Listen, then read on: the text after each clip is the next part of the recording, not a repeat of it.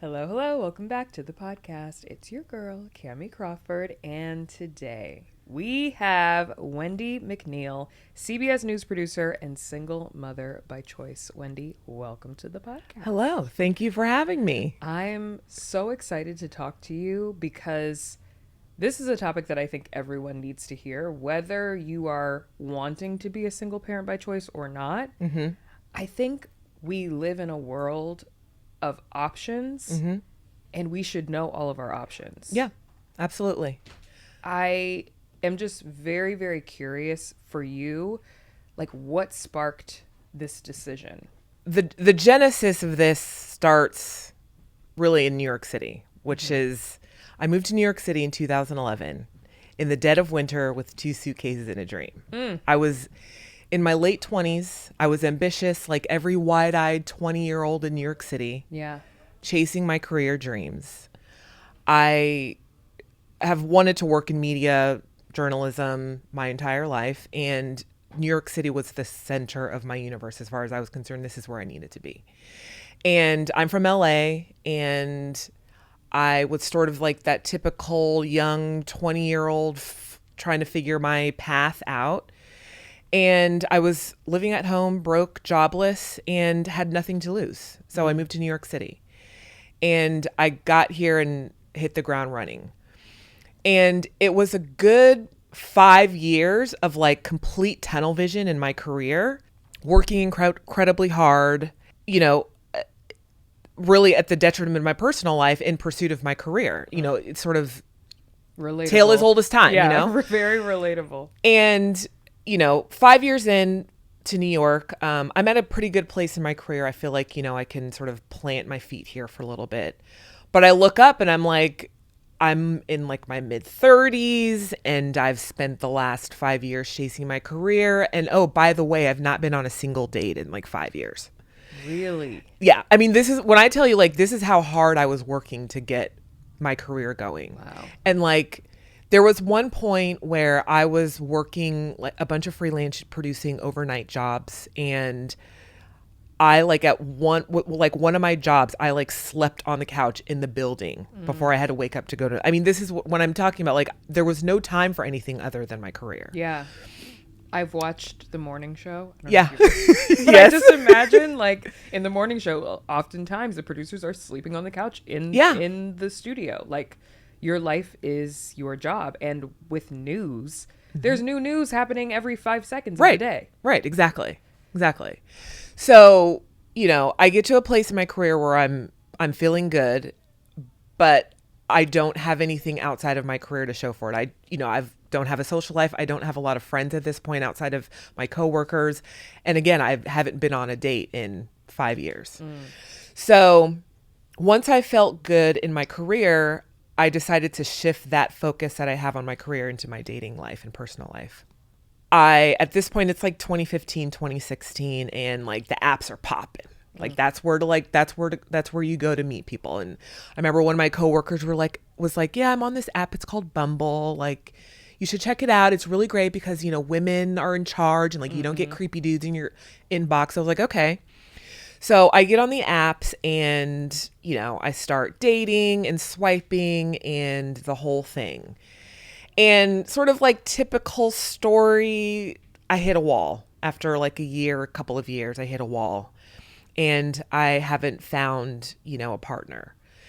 And, we have this thing, this sort of like invisible box as women, like we have to check these things in our box. And certainly like I was with I had this sort of typical milestones like everyone does of like, graduating college, building a career, falling in love, getting married, having kids. Like that was the sort of invisible boxes that I wanted to check. And I was that was sort of the path that I thought that I was on. And then reality sets in and life happens and you're like, okay, I guess let me flip the script here, because there's a reality here about, as women, we do face biological pressures and there's a reality about that. And so I had to get real to myself.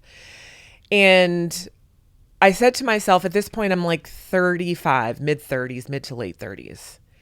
And I was like, There's nothing more I want in the world than to be a mother. I always thought I would do the traditional route, find a partner, get married, have babies. But that wasn't presenting itself to me. And I had to sort of think about other options. Yeah. And I said, I put it up to the universe. I was like, universe, if this is the path that I need to take, like, show me a sign. Yes. Like, show me a sign. Yes. And the sign came in the form of this New York Times opinion piece that a friend had sent me. And I vividly remember the title. It was "Single at 38 ? Have that baby." And I read it, and this woman's You literally saw an opinion piece, like you asked for a sign and then you see an Yes. opinion piece and it says that. Yes. And I read this woman's story, and it's similar to mine, similar to any, career-driven woman in her late 30s in a big city. And the thesis essentially being, do it. I had a lot of tough emotional conversations with myself and seeking counsel from, close friends, and a lot of sleepless nights. This wasn't a decision that I could make just sort of on a whim. I had to really be intentional.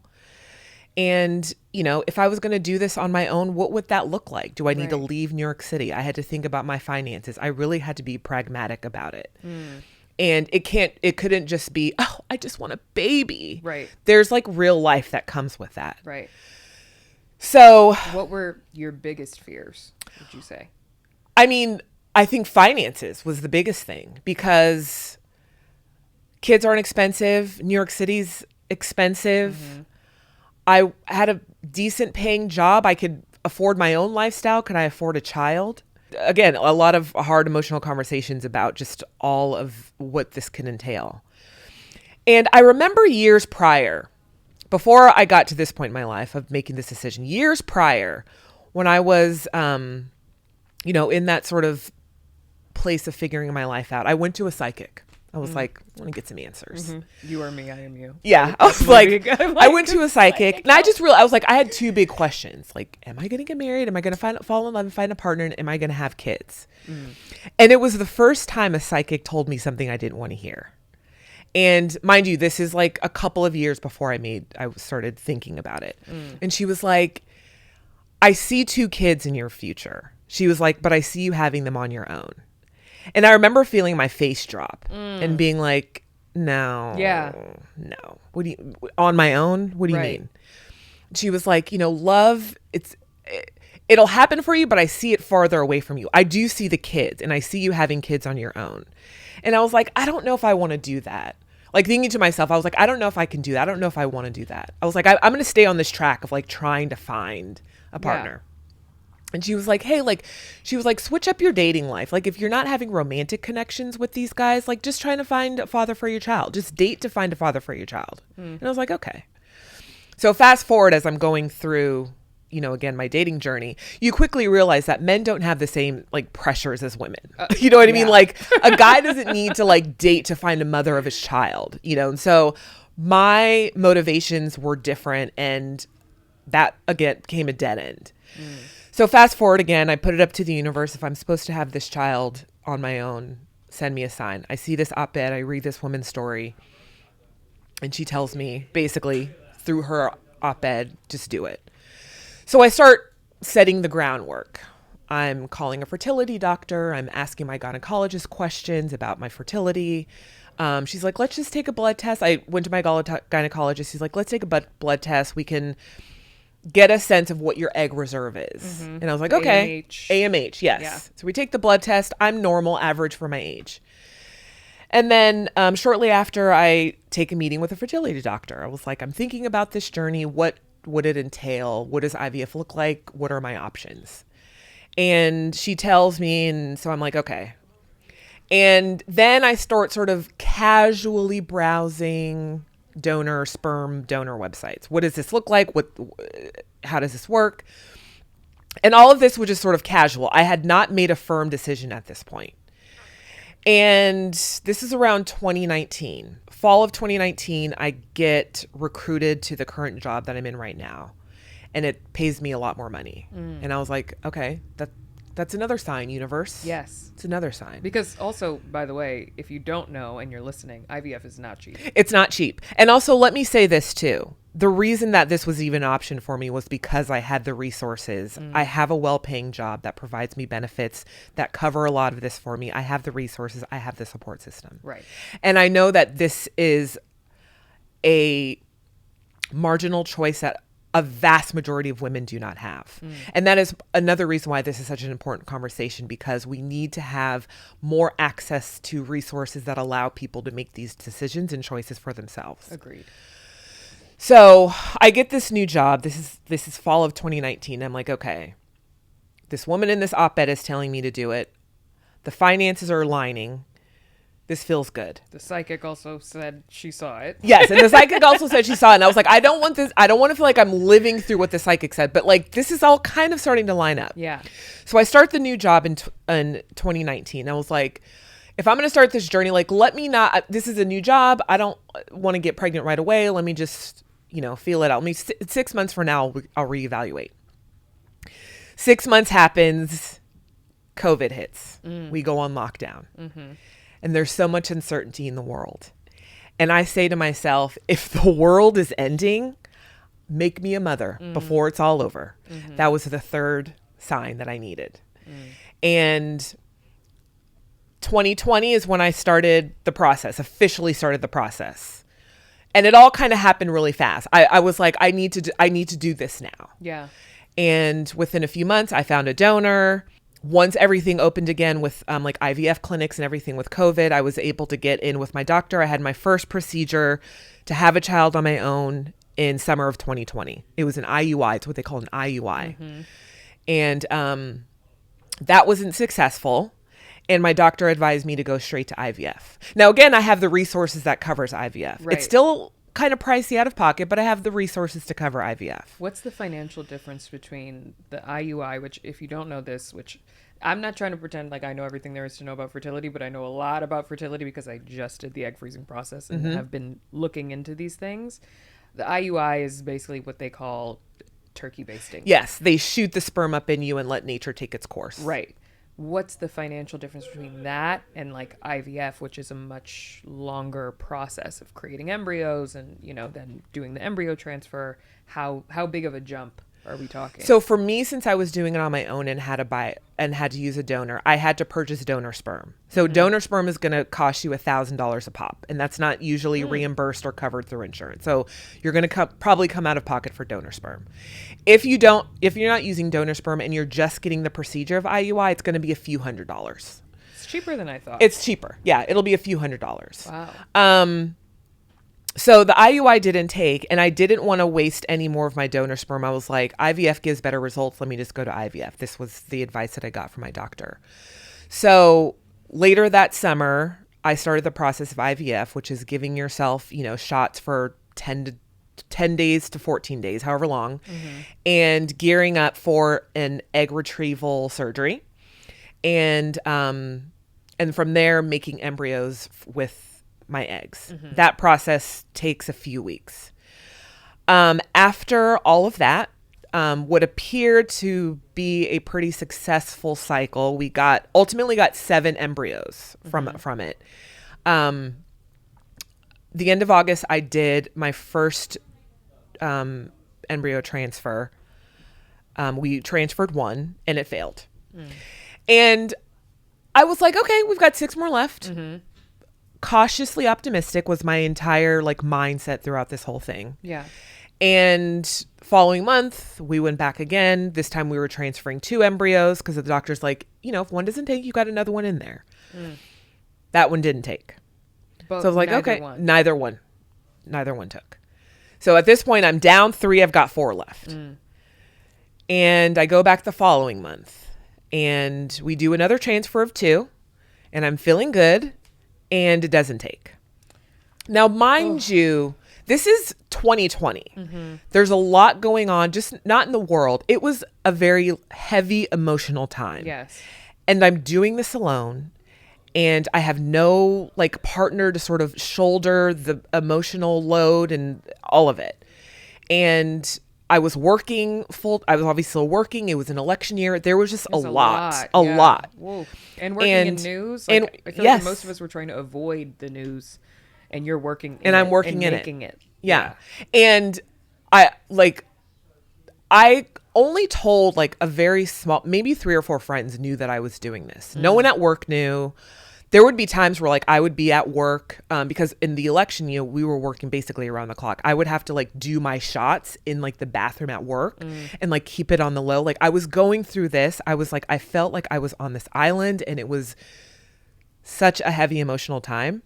So the end of 2020, I go, and at this point when all of these, when these transfers failed, I remember going to my doctor and saying, is there like something like, do we need to do more testing? Like, is there something going on in my body? She's like, no, like sometimes these things just happen. And I'm like, these things just happen? I'm like, I had 7 embryos. Like, what do you mean? The hard part is like, even, doing the egg freezing, doing the embryos, like creating it's no guarantee. There's no guarantee. Yeah. It's a wild process. Right. Exactly. So by December of 2020, we go in for the last transfer, and we're going to use the last 2 of my embryos. And by this point, mind you, by the time you get to the last ones, I mean, these are essentially the ones that like aren't as like they're viable, but they go by a grading scale. Yes. And it's like if you grade A+ versus like a B+, but it doesn't mean necessarily that anything's wrong. Right. You can have embryos that maybe don't have a low grade, but hey, they can work for you. Right. So at this point, like the odds are really kind of stacked against me, and I'm having to sort of shift my mindset because I remember, like, at the end of this, there is a goal, and I want to have a child, and I will have a child some way, somehow. And if they don't work, we'll reevaluate. So of course the last 2 embryos didn't work, and I'm having to reassess. I just went through months of all of it. Yeah. And to come out on the other side and not have what I wanted was very disheartening. And a few weeks before my last transfer, I got a letter in the mail from my job saying that my fertility benefits were changing over to another provider. Oh, Jesus Christ. And I was like, okay, what does this mean? Like, why now? What the heck? It ultimately ended up being a blessing in disguise, because when my last embryos failed and essentially that first IVF cycle failed, I needed to switch gears. And when I got the new insurance, I had to find a new doctor and a new clinic. And it made sense because I was like, okay, if it didn't work here, maybe I need to go elsewhere and get another opinion. So at the top of January 2020, I get new insurance. I find a new doctor, and I tell him my situation. I was like, Doc, I'm doing this on my own. This is all I want, is to be a mom. I just want to have a baby. I don't know what's going on. He did a little bit more testing and investigating, and it turned out I had a mild case of endometriosis. He was like, this may or may not have played a role, but let's treat it, and before we do a transfer, and we'll sort of see if that helps. And also in the second cycle, we did embryo genetic testing of the embryos, which ups your chance of viability. How did they not catch the slight endo like in the She never tested me for it. She never tested me for it. It's not something you can see on an ultrasound? Not an ultrasound. I had to get a pelvic MRI.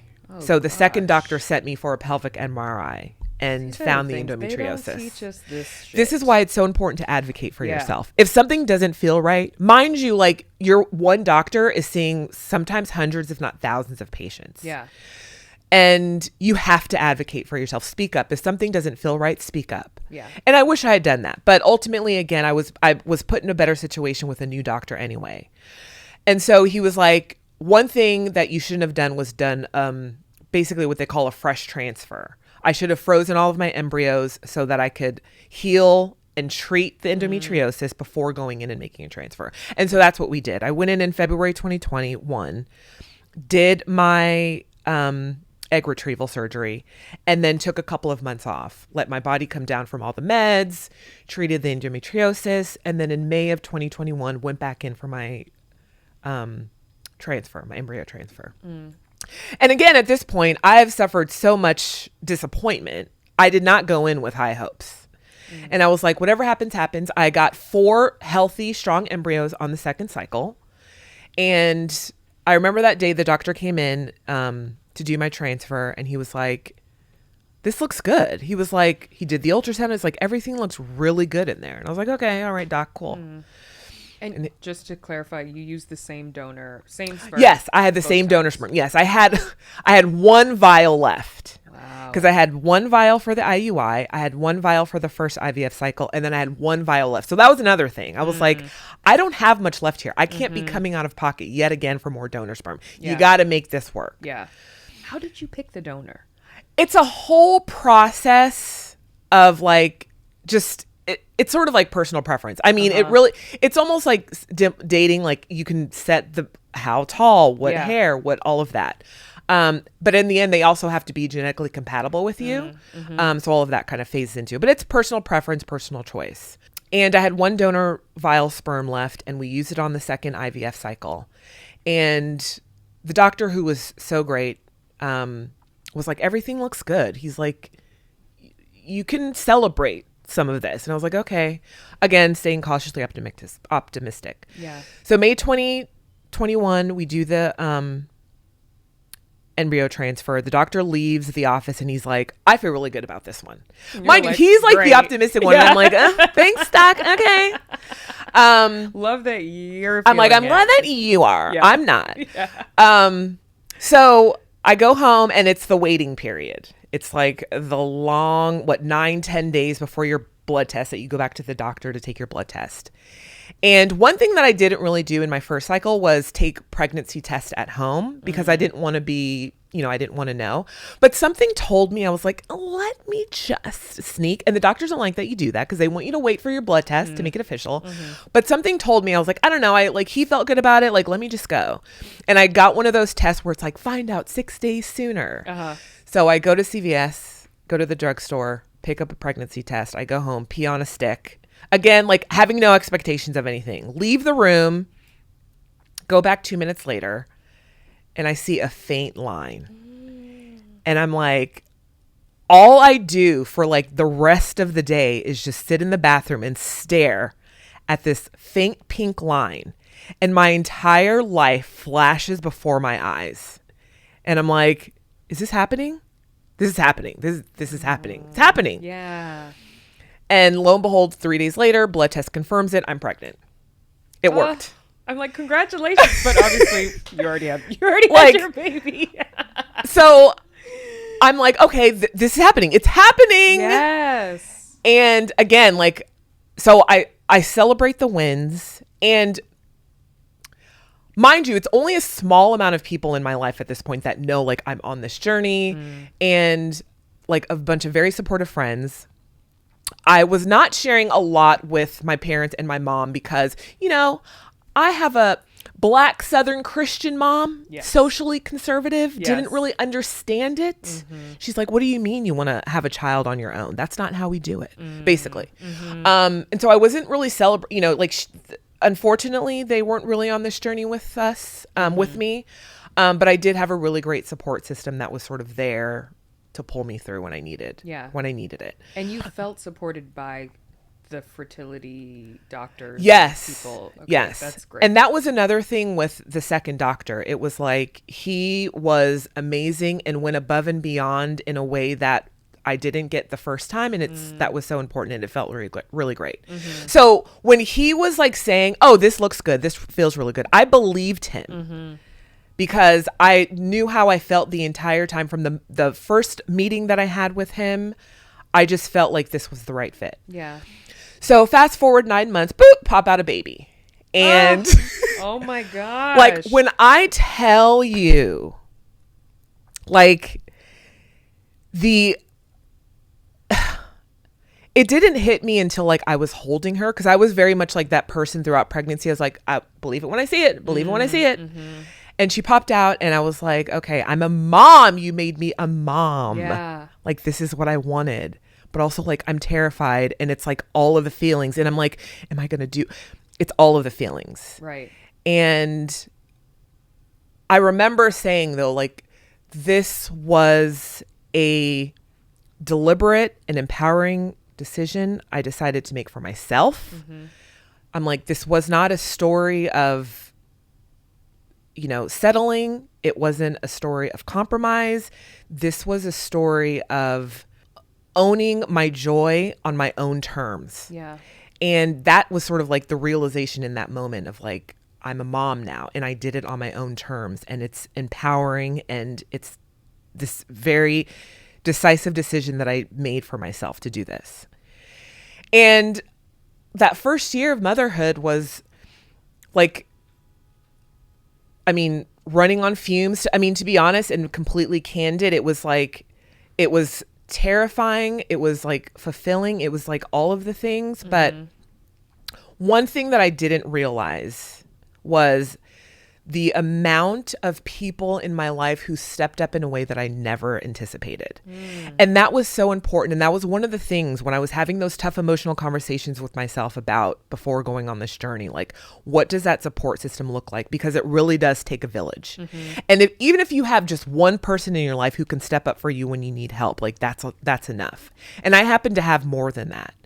And people from different parts of my life coming in and like helping me and reaching out. And one thing that single parenthood does is it forces you outward. It forces you to find your community and ask for help because you're going to need it. Yeah. And you realize the people are quick and so ready to rally around you. And that's been so key on this journey. So key is having that level of support. And mind you, like, not everyone in your life is going to get it. Yeah. Not everyone in your life is,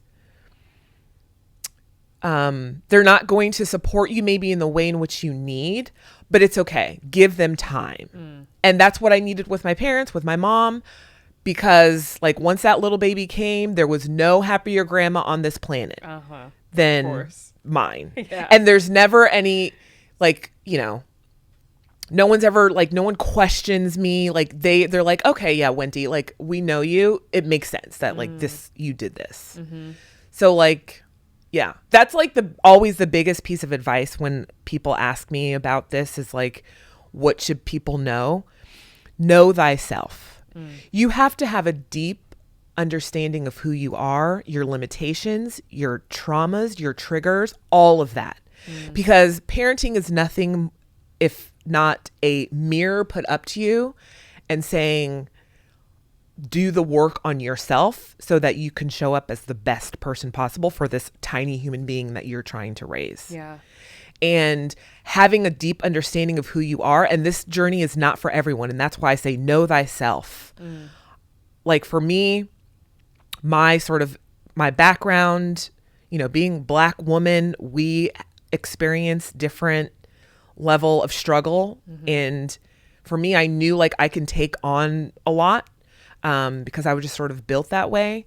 But know yourself and know your limitations and know if this is something that you can do. And again, no, you're not going to do it alone. But yeah, I mean, a lot of it is, having to be the decision maker in your life and understanding all of that. Yeah. Well, there's so many people. I just think of all the people, the women that I know who are in relationships and having babies in those relationships and still not feeling the level of support that you're describing. Yeah. From their friends, from their partner, from their families, from anyone. And they still feel like they're doing it alone. Yeah.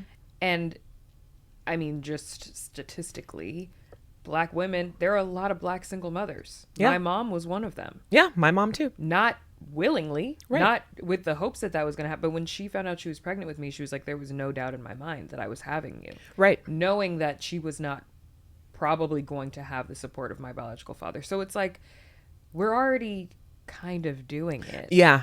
Yeah. It's not that crazy of a concept. Yeah. But if someone wants to take control of their own lives and their own futures, I mean, what do you say to, because I know obviously CBS did an entire segment on your story and also the stories of so many other people who have made this decision. Yeah. How did you receive and what was the response? When I put my story out there, I remember going to the YouTube comments and like, Oh, stay God, out of the those are comments, so stay out of the those are comments. brutal. Those are always But like, brutal. it was enlightening because I was like, okay, I get it. Like, anytime there's something that, you know, people see as like, you know, what my story people saw as like, you know, threatening the sort of traditional family structure.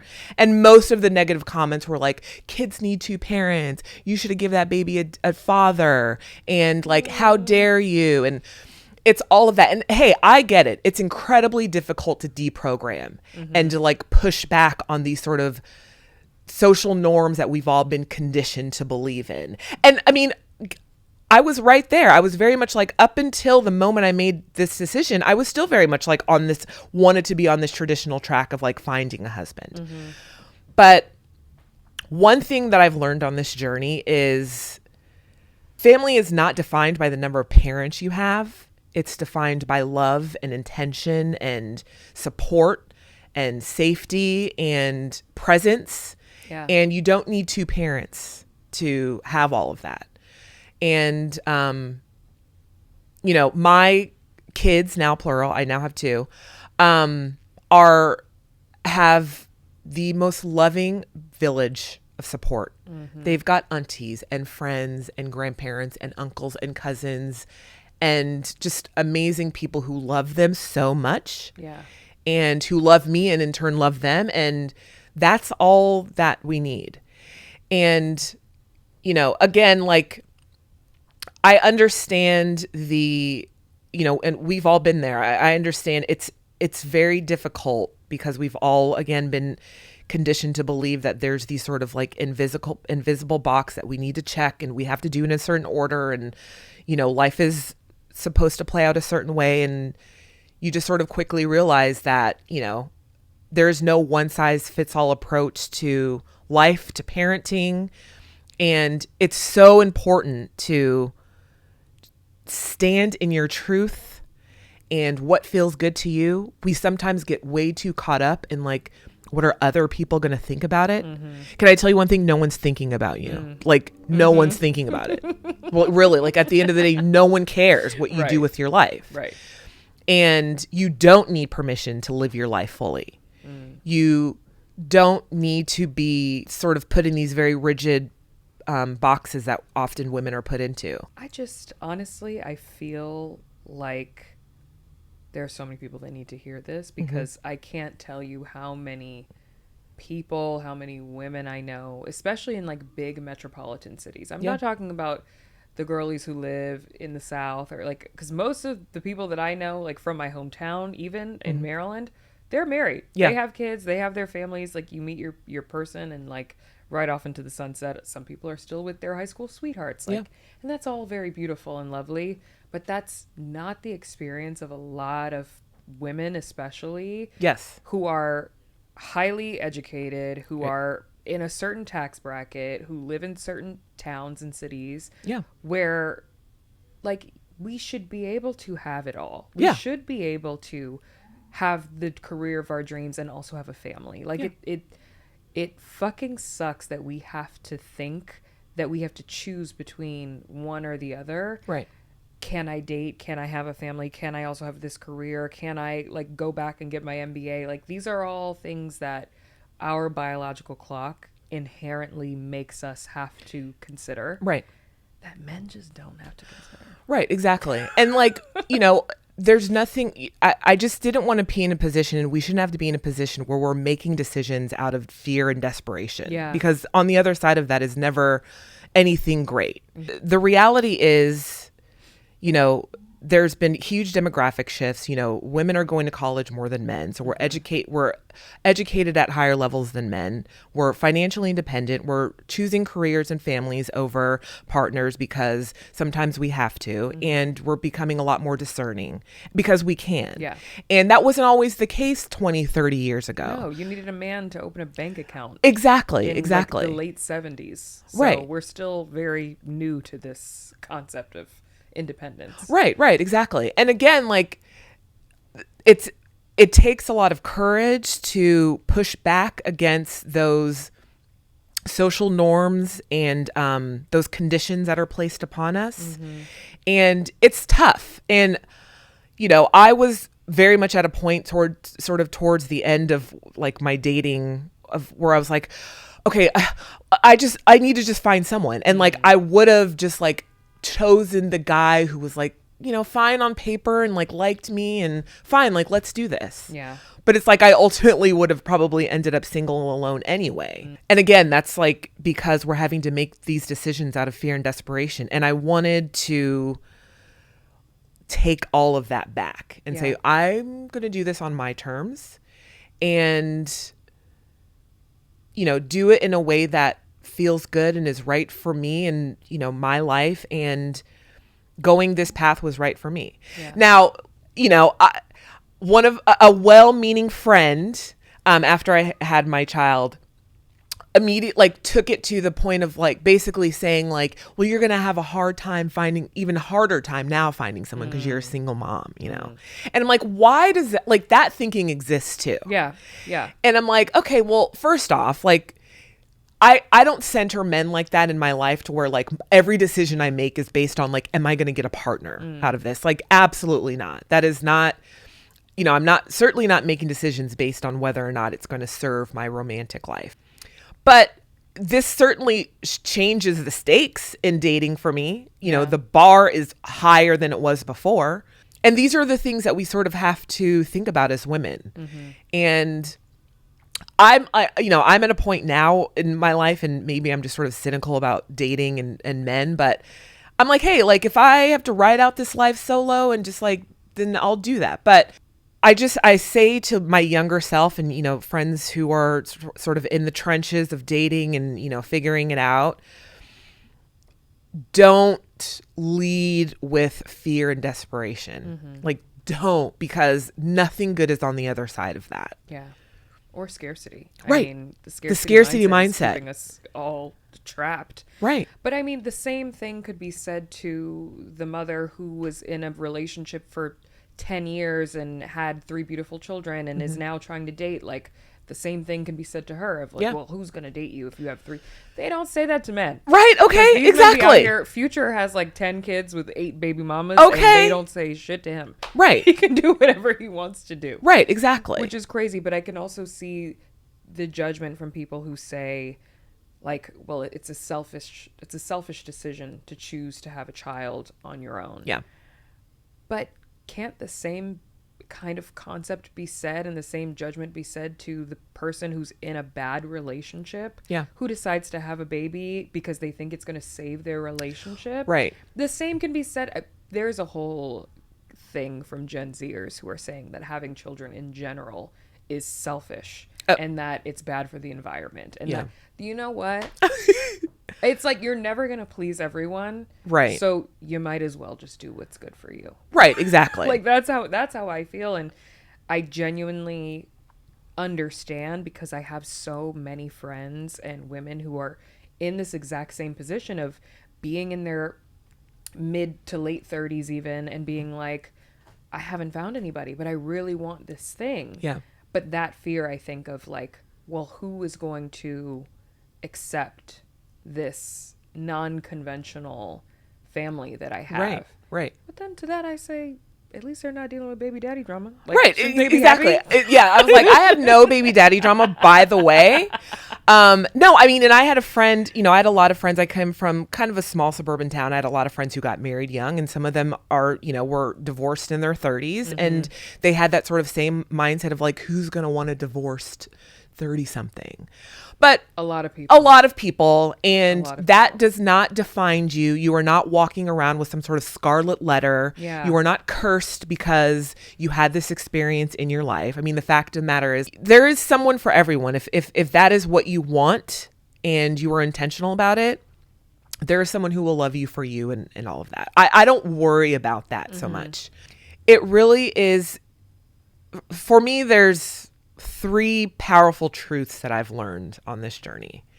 One being, we don't have to, and I said this before, you know, we don't need permission to live our fullest life. 2 being, you know, there is no right way to have a family. It's your way. And 3 is, Joy is not the reward for falling in line and fitting in and following the rules. It's the result of standing tall in your truth. And whatever form that looks like, whether it's single parenthood, whatever it is, it's incredibly important to understand that the decisions you make, you know, at the end of the day, when it's just you and those four walls, you have to live with every decision that you make. And it's so important to live your truth, stand in your purpose, whatever that looks like, and stop thinking about or caring what other people think, particularly strangers. The only person who's going to care is your mom, but ultimately, like, she just wants what's best for you. Yeah. Like, don't be motivated by the expectations or the conditions that are put upon you. Yeah. Yeah. Do you have any concerns or fears or anticipations about what your children are going to ask about their sperm donor in the future? From day one, I've always been incredibly candid. My 3-year-old knows she doesn't have a daddy. She has a donor. She knows, like, I don't have a dad. And she even says, I don't have a dad. I only have a mama. Yeah. Like, so she knows that. They will know everything. I am with the belief of, and Michelle Obama said, like, her mother raised her and, like, saying, like, I'm raising adults. Like, my approach to parenting is, I don't have the privilege of shielding my kids from the realities of life. I'm a Black woman. They will be raised with the experience of that of a Black woman in America. Like, I don't have the privilege of shielding them from stuff. So I'm very open and candid with them. My baby's a baby, but my 3-year-old, whatever developmentally appropriate in terms of conversations, when she asks questions, she will get the full answers and the full truth. Yeah. So right now, like, we're in this, like, you know, your friends at school may have a mom and a dad. You only have a mom. And that's all she's asked right now. Or she hasn't even really asked questions, but that's what she knows. She only knows mama. Yeah. But she knows she doesn't have a dad. And she's like, I don't have a dad. She knows that. And she will always know. It's incredibly important to have these conversations. And that is another thing with this. Also, that I think is important is really destigmatizing fertility treatments, donor. There 30 years ago, there's people who did this and they had to do it under a cloak of secrecy and they couldn't talk about it. And there was shame there. And I will scream it from the mountaintops. Yeah. I have anonymous sperm donor. I'm a single mom. There is nothing shameful about the choice that I made for my life. And when I look at my kids, I see possibilities, all of the possibilities, not just for them, but for all of us, the possibilities of challenging traditions, of loving fully, living boldly, and just the possibilities of just rewriting the rules. Yeah. And that's so important. Are you going to write a book? I mean, I can, but I haven't thought about it. It's time to write that book. Oh, okay. It's time to write that book because this is just, it's so empowering to hear. Like, even as someone who has a partner that I'm going to have all his babies. Yeah. Eventually. Like, it's nice to hear someone say that it's okay. Yes. And to know exactly where you're coming from. Because, like, you have all of the perfect qualifications of someone who should be able to be a full catch out here in these streets. But why it's not always about that. Yeah, exactly. Why do we have to wait for what they want or like what they're picking and choosing at the time? Right. Why can't we choose for us? And like, you're right. Like, your children are going to be in school with people who have one mom, one dad, two dads, two moms, a mom, no and a dad, parents. Right. No parents. They're raised by their aunts and uncles. Like, we need to destigmatize all of it. Yes. And normalize families however they look. Yes. People need to stay the fuck out of people's business. Yes. Because again, like, all of the people who came for me and telling me that I'm, you know, ruining the traditional family. I mean, please. What does that mean? Right.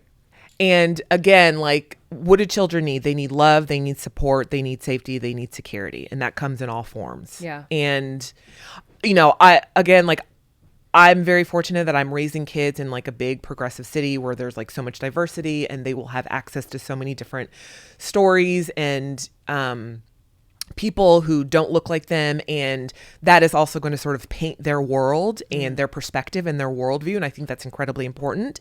And I know there's a lot of people who may not have that level of access to different kinds of people and stories and all of that. And again, like, I just say, like, I know that it's difficult to deprogram, and we're just so deeply conditioned to believe certain things, but there is nothing more freeing than making a decision for yourself about your life, and like standing in that and living for it and being like, this is me, this is my life, I have one life to live, and people are only going to support you. Yeah.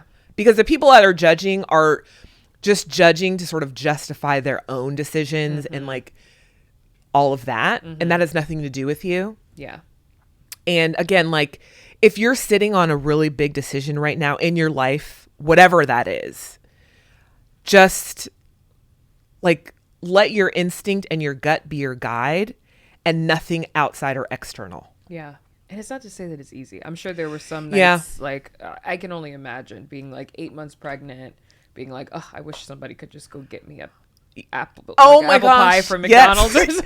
I have these moments where I'm like, I just want someone like around to just like take out the trash. Yes. Can someone come and take out the trash for me and just like cook this dinner tonight? Yeah. And I have those moments, and I give myself grace. I have a really great like circle and support system of moms who like, we all like, I can sort of talk to them about any and everything, and like everyone's candid in an open book, and there's no like glossing over anything. We're not like living in this social media world of like highlight reels. Like, it's tough. It is hard.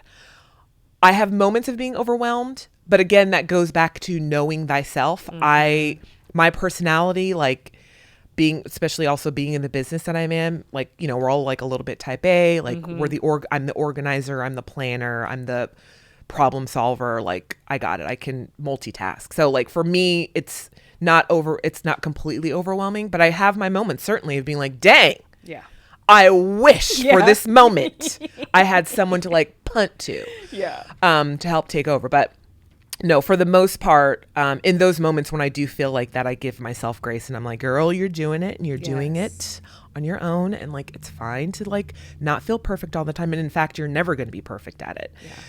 And that's like also another thing of like, I remember like girls or just people sometimes like at some points in my life, be like, I want a baby because I just want something to love me so much. Like, I didn't have a lot of love for my parents, and so I want that validation.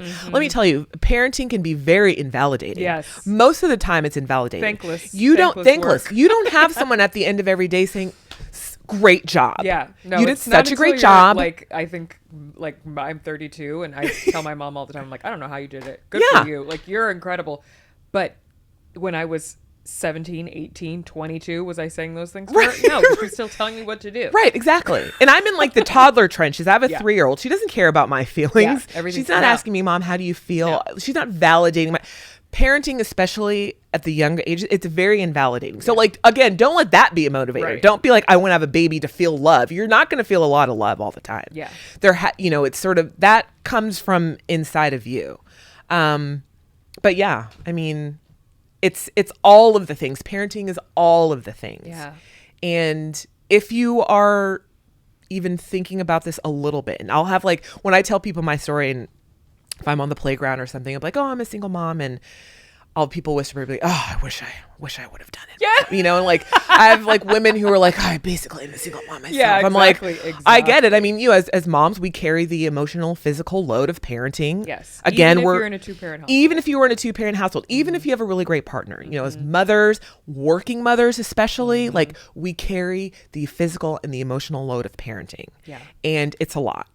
And if it's something that you're thinking of, and you know, just know that it's not going to look and feel perfect. There's no ideal situation. Let me have this amount of money in the bank before you're never going to feel like you have enough money. It's never going to feel like the right time. If you're drawn to it, it'll come to you. It'll present itself to you. Wow. I'm just so happy to meet you, and I am so happy for you. Thank you. For people who want to follow along in your journey, are your socials open? My socials aren't open, okay. But I am turning a page here in terms of like getting myself out there more. The book is coming. The book is coming. If there's a publisher who's like, wants a little single mama joy, I'm not the first. I will not be the last. I hope that this, opens up people to, again, like people living and existing in these kind of non-conventional spaces, like being a single parent. I want it to spark conversations for that. You can exist in non-conventional spaces and be fulfilled, and it will bring you joy and all of that. Yeah. You don't have to settle. Don't settle. Don't compromise. You don't have to. Right. Hear, hear. Amen to that. Yes. Wendy, thank you so much. Thank you so much for having me. Bye. Bye.